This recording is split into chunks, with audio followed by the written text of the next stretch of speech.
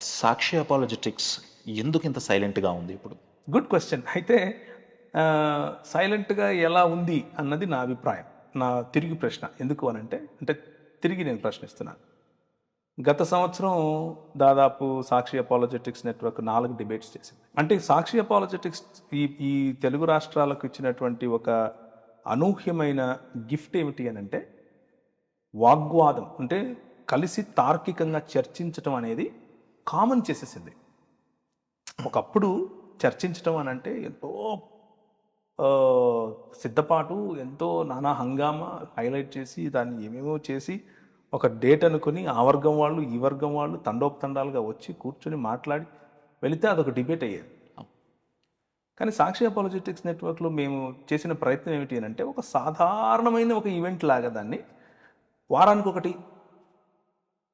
నెలకు 3, సంవత్సరానికి 10 అలా చేస్తూ వచ్చాం. దానివల్ల కామన్ అయిపోయింది. బహుశా దానివల్ల క్రెడిట్ తీసుకోవడం ఇష్టం లేదు కానీ మాకు అది అవసరం కూడా లేదు. కానీ తెలుగు రాష్ట్రాల్లో ఈరోజు చూస్తే ఇలా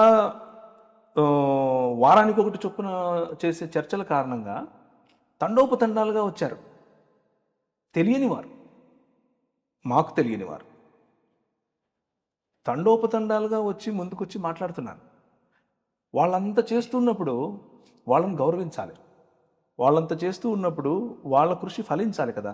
అన్నీ నేనే చేయాలి అని నేను అనుకోకూడదు.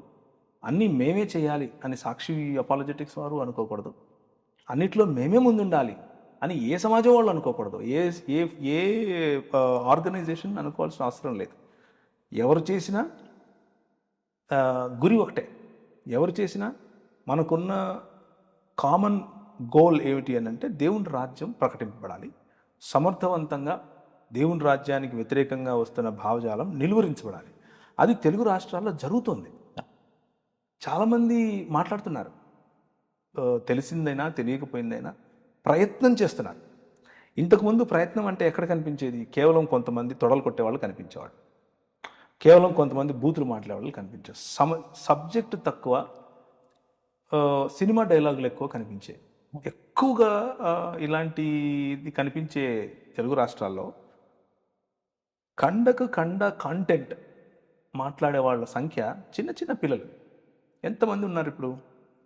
అసలు చాలా సంతోషం వేస్తుంది. దానికి క్రెడిట్ సాక్షి అపాలజెటిక్స్ నెట్వర్క్ తీసుకుంటుందా? నో, తీసుకోవట్లేదు. కానీ వీఆర్ హ్యాపీ. దేనికి హ్యాపీ అని అంటే, ఈ ఒరవడి ఒకటి మొదలైంది. ప్రభువు ఆ ఒరవడి మొదలవటంలో మమ్మల్ని మొదటి మెట్టుగా లేకపోతే డోర్ మ్యాట్గా వాడుకున్నాడేమో, అంత చాలు. సో అక్కడితో వీఆర్ హ్యాపీ. అలాగని చెప్పి ఇంకేం పని చేయట్లేదా? అలా ఏం లేదు. యుద్ధం లేకపోతే ఈ పోరాటం యొక్క స్థాయి పెరిగింది. మేము మొన్నటిదాకా ఏదో ఒక మూల ఒక చర్చిలో స్టేజ్ కట్టుకుని చేసే డిబేట్స్ నుంచి దాన్ని టీవీ స్థాయికి తీసుకొచ్చాం, సోషల్ మీడియా స్థాయికి తీసుకొచ్చాం, రాతపూర్వకంగా పుస్తకాల స్థాయికి తీసుకొచ్చాం. ఇప్పుడు చాలామంది అవి చేస్తున్నారు. ఇప్పుడు మేము దాన్ని సుప్రీంకోర్టు స్థాయికి తీసుకెళ్ళాం. సుప్రీంకోర్టు స్థాయికి వెళ్తున్నాం. సుప్రీంకోర్ట్స్, హైకోర్ట్స్లో ఇప్పుడు సాక్షి అపాలజెటిక్స్ నెట్వర్క్గా మేము యూనిఫామ్ సివిల్ కోడ్ కావచ్చు, లేకపోతే ఆర్టికల్ 191A కావచ్చు, లేకపోతే దేశవ్యాప్తంగా వస్తున్నటువంటి యాంటీ కన్వర్షన్ లా కావచ్చు, వీటిని సుప్రీంకోర్టులో ఛాలెంజ్ చేస్తున్నాం. సో అంటే ఎప్పుడు ఇదే చేయాలి అన్నది సాక్షి అపాలజెటిక్స్ నెట్వర్క్ ఉన్న విజన్ కాదు. స్థాయిని పెంచుకుంటూ మనకు భావితరాలు మనం చేయాలనుకున్నది వాళ్ళకు చేస్తూ ఉన్నప్పుడు వాళ్ళతో పాటు మనము చేయాలి అన్న పోటీతత్వం అవసరం లేకుండా వారికి ఆ స్పేస్ ఇచ్చేసి బ్రహ్మాండంగా చేస్తున్నారు అని సంతోషపడి, ఇంకొక ఏ ఏరియాలో అయితే వ్యాక్యూమ్ ఉందో ఆ ఏరియాను ఫిల్ చేయడానికి ముందుకెళ్తున్నాం. ఇది బ్యాలెన్స్ చేస్తూనే ఒకవైపు ఇప్పుడు రక్షణ టీవీలో చేసినా, సాంబశివరావు చేసినా, లేకపోతే మా ప్రైవేట్ ఛానల్స్లో, యూట్యూబ్ ఛానల్స్లో చేసుకున్నా, హిందీలో చేసుకున్నా, ఇంగ్లీష్లో చేసుకున్నా, ఇదంతా కూడా బేసిక్గా సాక్షి అపాలజెటిక్స్ నెట్వర్క్ పనే. కానీ దానికి మేము సాక్షి అపాలజెటిక్స్ నెట్వర్క్ అని పేరు పెడితేనే ఆ పని అవ్వాల్సిన అవసరం లేదు. ఆ విజన్ ఎప్పుడూ లేదు మాకు. సో ఇండిపెండెంట్గా ఎక్కడ ఎలా ఉన్నా ఇది ఒక నెట్వర్క్.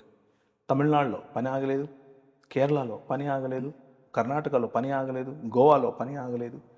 ప్రతి చోట యాక్టివ్గా చేస్తారు.